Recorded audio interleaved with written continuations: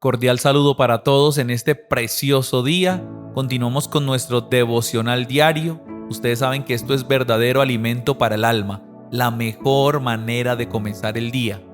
Segunda carta a los Corintios, capítulo 8, versículo 9 dice: Porque ya conocéis la gracia de nuestro Señor Jesucristo, que por amor a vosotros se hizo pobre, siendo rico, para que vosotros, con su pobreza, fueseis enriquecidos. El devocional del día de hoy se titula Siendo rico, se hizo pobre. Existen condiciones muy claras para obtener el éxito en nuestra vida espiritual. Si las ignoramos, podríamos trabajar muy duro y sembrar mucho, y sin embargo cosechar muy poco. ¿No cree usted que el fracaso de muchos de nuestros esfuerzos se debe a nuestro intento de hacer la obra de Dios de manera humana y a veces hasta a la manera del diablo? Es sorprendente esta pregunta. Le sugiero que lea el relato de las tentaciones que enfrentó nuestro Señor Jesús en el desierto después de su bautismo y note lo que es la manera de Satanás. Eso lo puedes encontrar en Mateo capítulo 4. ¿No han sido escuchadas a menudo y sin saberlo las sugerencias satánicas en el intento de hacer avanzar la obra de Dios? ¿No han sido inducidos a veces los cristianos en nuestro país y en el exterior a comenzar a trabajar y tal vez a continuar la obra por los incentivos de apoyo y posición prometidos? ¿Se recibirán siempre las mismas sumas de dinero para la obra de Dios si no se pasara el platillo de las ofrendas o si los nombres de los donantes no se publicaran? Cuando el Señor de la Gloria vino a traer la mayor bendición, escogió el lugar más humilde, como el que mejor se adapta para cumplir su propósito. De igual manera, cuando quiso enriquecernos a nosotros, que estábamos en bancarrota, inteligente y misericordiosamente se vació a sí mismo de todas sus riquezas, algo que no era ni necesario ni adecuado para él, para llevar a cabo su propósito. Haremos bien en recordar que Él era la sabiduría y el poder de Dios y necesariamente escogió la manera más sabia y más poderosa para lograr su propósito. Pudo haberse encarnado como un noble romano y supongo que sin duda por esto hubiera ganado muchos discípulos, pero ¿qué clase de discípulos? O hubiera podido nacer en la familia de un judío noble y rico, pero no lo hizo así. No era esa la manera de Dios. Los creyentes de Corinto conocían la gracia de nuestro Señor Jesucristo, que por amor a ellos se hizo pobre siendo rico, para que ellos con su pobreza fueran enriquecidos. Lo acabamos de leer en segunda carta a los Corintios 8:9. ¿La conocemos nosotros? Si no queremos conocerla, ¿somos imitadores de Dios si no hacemos ningún sacrificio costoso por la salvación de los hombres? El Señor quiere nuestros Isaacs, lo que más amamos sobre el altar, no nuestros lujos. Podemos presumir que somos seguidores de Cristo si no andamos en amor tal como Cristo nos amó y se dio a sí mismo por nosotros. Mira, lo que estamos hablando en este día es ciencia espiritual. Son los misterios que Dios tenía preparados de antemano para que aquellas personas que conociesen a Jesús como Señor y Salvador le fuesen reveladas a través de su Santísimo Espíritu. No necesitamos ir a Harvard, no quizás necesitamos estar en una carrera universitaria de renombre, estudiar filosofías o toda clase de ciencias.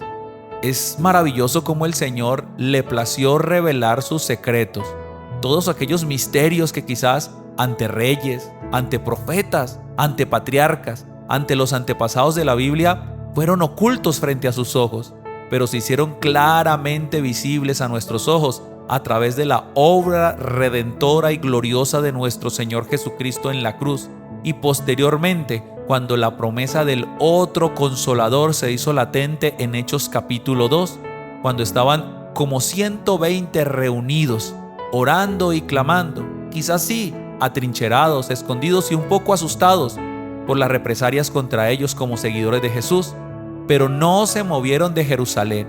Siguieron al pie de la letra las instrucciones de aquel que murió, pero que también resucitó, aquel que prometió la venida del Espíritu Santo, que era el otro Consolador, y esperaron allí hasta que en ese momento mientras celebraban una fiesta de Pentecostés, el Espíritu Santo se hizo visible, fue real ante ellos, no como un humano, no como carne y hueso. Se hizo visible, lo podemos decir, en el espíritu de ellos. Lo pudieron palpar, sentir, percibir, para nunca más irse. El Espíritu Santo vino a esta tierra. No solamente se quedó con los apóstoles en esa época primitiva de la iglesia, está hoy por hoy en tu vida. Año 2024 y el Espíritu Santo está en medio de nosotros, revelándonos esta ciencia espiritual que ante los ojos de los seres humanos, naturales, carnales, humanos y hasta diabólicos, no pueden entender esto porque las cosas espirituales se han de discernir espiritualmente. Para ellos es locura entender que el Rey de Gloria vino a hacerse pobre, vino y nació en un pesebre, nació en medio de animales, en la pobreza extrema, sin ninguna condición de salubridad, sin ningún tipo de trompetas que sonaran, caravanas y cuanta opulencia hubiera. No, nació en el silencio de la noche. Allí estaba en medio de María, José y algunos pastorcitos que vigilaban la noche en medio de sus ovejas, quienes a través de los ángeles pudieron conocer el lugar preciso donde había nacido el Salvador del mundo. Siendo pobre, en medio de esa pobreza, el Señor despojándose de sí mismo, fue que nosotros fuimos enriquecidos. Ahora tú dirás, la riqueza no la he visto porque sigo en las mismas condiciones económicas, sigo viviendo en el mismo estrato social, sigo viviendo en la misma casa, sigo andando a pie, no tengo en qué movilizarme como otros. Es más, pago renta porque la casa en la que vivo no es mi casa. Entonces, ¿dónde está esa riqueza de la que se habla? ¿Dónde está esa riqueza de la que Cristo nos enseña en su palabra? Pablo fue un mentiroso al escribirle esto a los hermanos de Corinto. Querido y querida que escuchas este devocional, recuerda que las riquezas para el Señor no son oro o plata. Las riquezas para con el Señor son las internas, las del alma. Entonces nos está hablando de que somos ricos almática y espiritualmente hablando. La mayor de las riquezas, ¿cuál fue?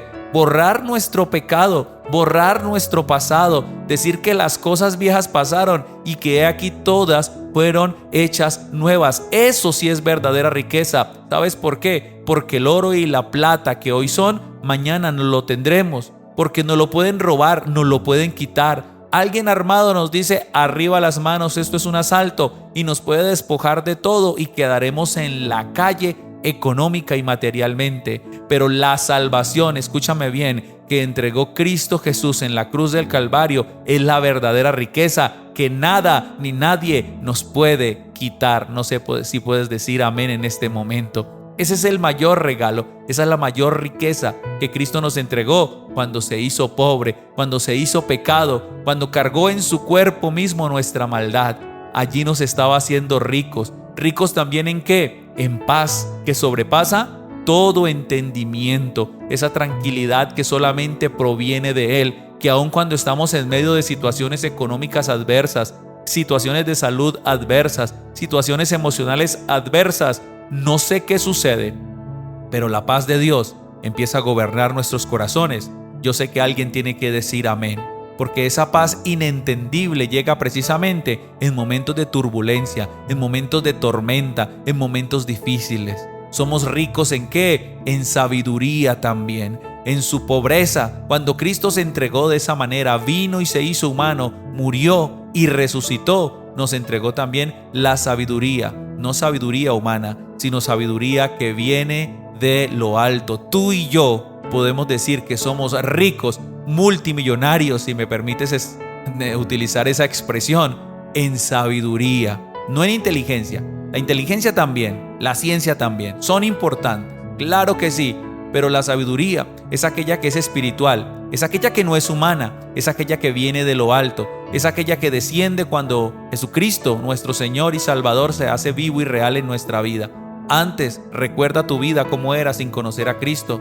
Tomabas decisiones, sí, sabías cuál era el álgebra de Baldor, sabías despejar X o Y, sabías cuántas cosas de tu empresa, sabías manejar una computadora al derecho y al revés. Eras muy inteligente, pero poco sabio, porque tu vida era un completo desastre. Tu vida y mi vida estaban vacías y huecas. Tu vida y mi vida estaban rotas completamente, cargados y cegados con la amargura, deseos de venganza, falta de perdón, tristezas, desasosiegos y hasta deseos de morir. Por eso, cuando vino Cristo a nuestra vida, andamos en la luz de la sabiduría que solamente Él entregó. Ahora nuestro actuar, nuestro caminar, nuestras decisiones son ricas, son abundantes en sabiduría, porque ahora no la tomamos impulsivamente, no la tomamos sencillamente porque está de moda o porque quiero las cosas ya o porque sencillamente lo sentí en mi corazón. No, ahora las tomamos con la sabiduría, que es la riqueza que el Señor nos ha entregado. Recuerda entonces, nosotros, tú y yo hoy somos ricos gracias a que Él se hizo pobre. Para todos aquellos que no conocen del Señor, difícil de digerir, difícil de entender. Para tu persona y para mi persona, entendemos perfectamente lo que quiere decir esta frase. Como dice Filipenses capítulo 2, Jesús, siendo en forma de Dios, no estimó el ser igual a Dios como cosa a que aferrarse, sino que se despojó, se rebajó hasta lo sumo, tomó la condición de hombre y estando allí en la condición de hombre tuvo la muerte, la peor de todas, muerte de cruz. Luego viene la siguiente parte que dice: por eso, mas Dios lo exaltó hasta lo sumo y le ha dado un nombre que es sobre todo nombre, para que en el nombre de Jesús se doble toda rodilla de lo que está en los cielos y en la tierra y debajo de la tierra, y toda lengua confiese que Jesucristo es el Señor, para gloria de Dios Padre. Si la Biblia nos dice que seamos imitadores de Cristo, que lleguemos a esa estatura, a esa medida del varón perfecto, quizás Él nos dejó una huella marcada y nos dijo: ¿tú también quieres ser enriquecido? Pues primero hazte pobre. ¿Tú también quieres ser enaltecido? Pues primero sé el servidor de todos. Primero es la cruz y luego la corona. No inviertas el proceso, porque muchos quieren ya la corona sin siquiera pasar por la cruz. Por eso hoy te invito también a que te des cuenta que quizás el Señor también te está llamando a que primero pases por la prueba, por el proceso, y que luego recibas la corona de victoria que Él tiene preparada para ti. Así funcionan las cosas en el Señor. Pero aquí lo más importante antes de orar es que el Señor fue el que se hizo pobre para luego ser coronado por el Padre de los cielos como Rey de reyes y Señor de señores. Ese es el nombre que dice Filipenses capítulo 2, que es sobre todo nombre. Ese es el nombre que dice Filipenses capítulo 2, ante el cual se dobla toda rodilla de los que están en los cielos, en la tierra y debajo de la tierra. No te equivoques, que aunque Él se hizo pobre, no se quedó en esa condición para siempre, solo para salvarnos, porque está a la diestra del Padre, gobernando con poder y gloria. Aleluya. Vamos a hacer una corta oración para cerrar. Cierra tus ojitos y dile: Señor, en esta hora bendigo, Señor, mi vida, bendigo la familia que me has dado, bendigo mi trabajo, Señor, bendigo este nuevo amanecer, este nuevo despertar, Señor. Bendigo esta mañana que me has regalado tan maravillosa, tan preciosa, Señor. Bendigo tu misericordia y tu fidelidad que se han renovado el día de hoy, Señor. Gracias, mi Rey amado, porque anoche quedaron mis pecados, mis faltas, mis temores, mis incapacidades, Señor. Pero cuando me levanto puedo contemplarte a ti nuevamente. Por eso, Señor, porque tú, Señor, pagaste por eso. Tú te entregaste por eso, Señor, y todos los días me levantaré a agradecerte de que te hayas hecho pobre para que yo fuese enriquecido almática y espiritualmente hablando. Te alabo, mi Señor, y te exalto. Tú eres el mejor, tú eres el vencedor. Sobre ti no hay nadie más grande que tú, Señor. Gracias, amadísimo Señor. Te alabo y te exalto, amado Padre, Hijo y Espíritu Santo. Amén y amén. Que tengas un feliz y bendecido día.